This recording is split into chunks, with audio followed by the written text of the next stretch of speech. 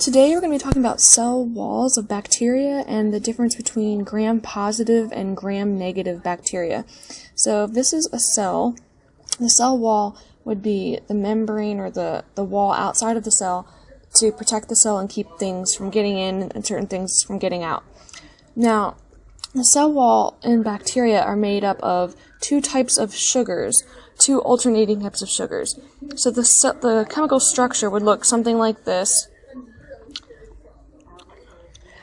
So here's two sugars. Now one of them is going to be called NAG for short, and one of them is going to be called NAM for short. But this one stands for acetylglucosamine,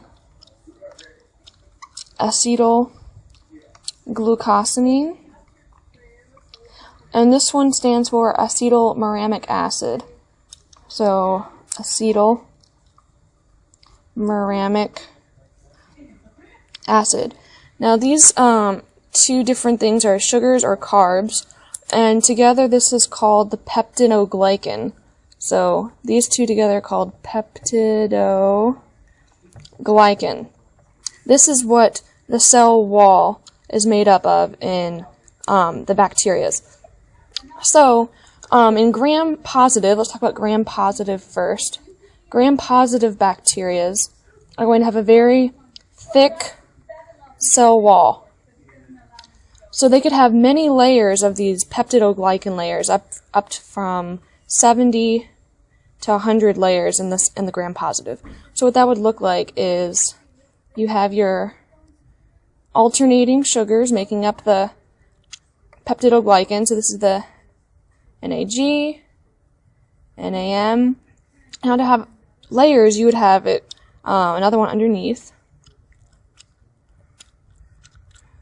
and this is the same structure again, NAG, NAM, and they're going to be linked together by peptide bonds. So it's like these little proteins that bond, and it would go like this. This peptide bond would hold the layers together, so it just keeps alternating like this. These are the peptide bonds.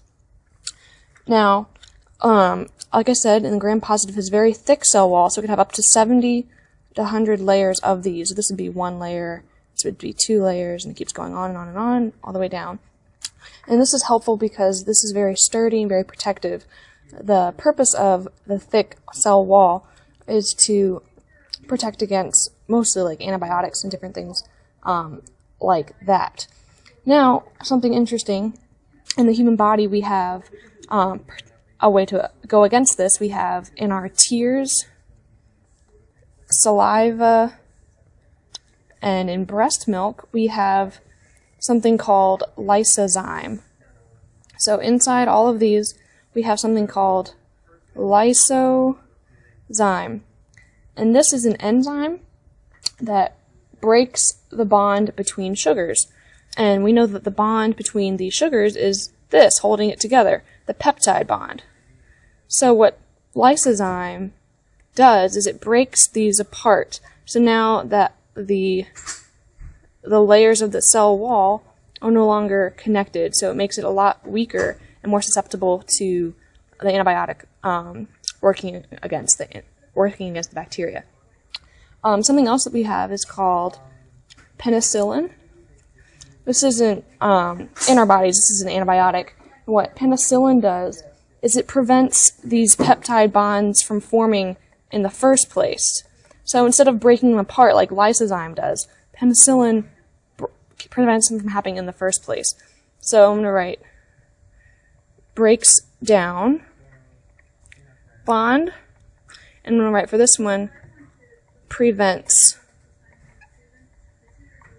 bond. So now let's draw a diagram of what a gram-positive bacterial cell wall would look like. So first you would have the peptidoglycan layer. I'm just going to draw it as a big square box. And we know that the peptidoglycan layer was the layer of the alternating sugars that were connected by the peptide bonds, which hold them together. and it just keeps going and going and going. So this is only 2 layers, but in a gram-positive bacteria there could be 70. So I'm just drawing a big box to represent a lot of layers. So this is the peptidoglycan layer, which is all of these sugars here, and this is also called the cell wall. The cell wall is very thick in a gram-positive bacteria. Then the next layer inwards, this is the outside of the cell, and this is going this way, is going inside the cell. So the next layer we have is the plasma membrane, which is made up of phospholipids. The plasma membrane has the heads on the outsides and tails on the inside. In anatomy and physiology, we learn that the tails are hydrophobic, meaning they repel water or are afraid of water. That's why they're tucked safely on the inside. And the heads are hydrophilic, meaning they like water. Hence philic, like pedophile, they like children, which is disturbing, but anyway. So the heads are going to be exposed to water, and the tails are going to be tucked away safely from the water being inside. So they are hydrophobic tails and hydrophilic heads. Anyway, so this is the plasma membrane. I'm going to erase this. This is the plasma membrane, and these are all, the plasma membrane and the peptidoglycan cell wall are just layers outside the cell. So if I were to draw the cell as a circle, this would be the cell wall, then inside you'd have the plasma membrane, but I'm just doing it horizontally like this.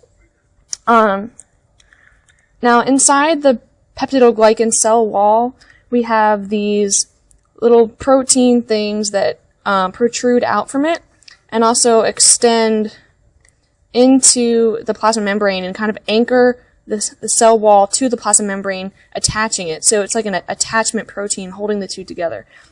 Now this protein here is called teichoic acid, and these are only found in gram-positive cells. So you will not find these in gram-negative cells. They're also not just teichoic acid, but they can also be, these things can also be called liptoteichoic acid. So liptoteichoic acids. So both of these two are attachment proteins holding the cell wall together to the plasma membrane. You only find them in gram-positive. They also contribute to an acidic charge on the cell surface.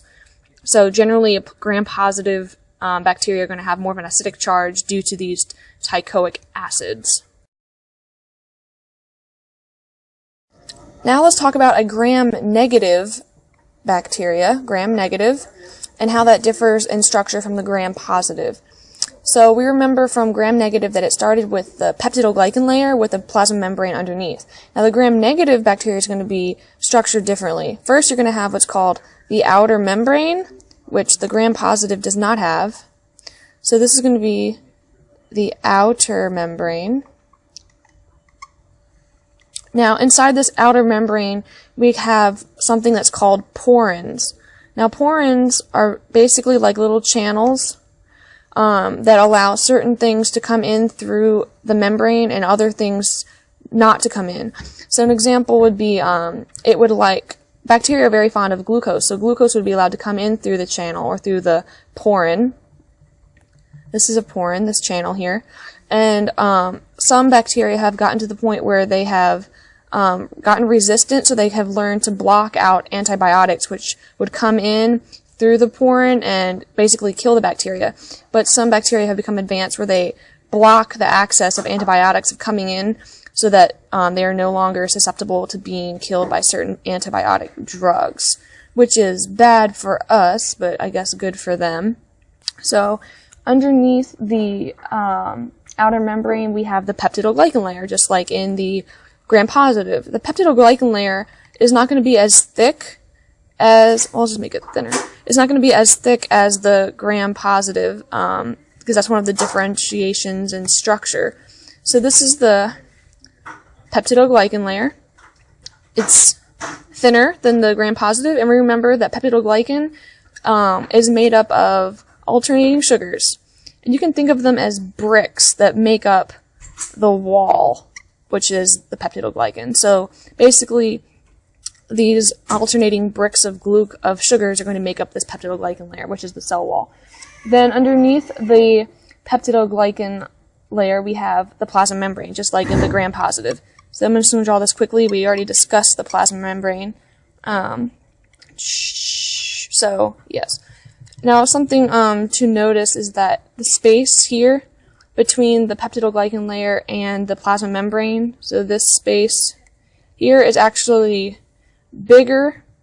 The space is bigger in in gram-negative bacteria than it is in gram-positive bacteria. Now, something else to mention is that in gram-negative bacteria, there are attachment proteins here in between the peptidoglycan and the outer membrane, which hold them together, similar to what we saw in gram-positive, but the location is different. And lastly, something we'll find in the outer membrane are these long chains that are going to protrude off of the outer membrane, and these are called lipopolysaccharides. That's a mouthful. Lipopolysaccharides. Now, these are made up of fats, lipo, which lipids. Lipids and fats are the same thing. So lipids, fats, they're made up of proteins, and also made up of carbohydrates, which are sugars. And lipopolysaccharides are a type of endotoxin. Now, endotoxins can cause inflammation. So this is medically significant if you see like a patient having an infection and they start having like fever and other sorts of manifestations of inflammations. You can assume possibly that it is from a gram-negative bacteria.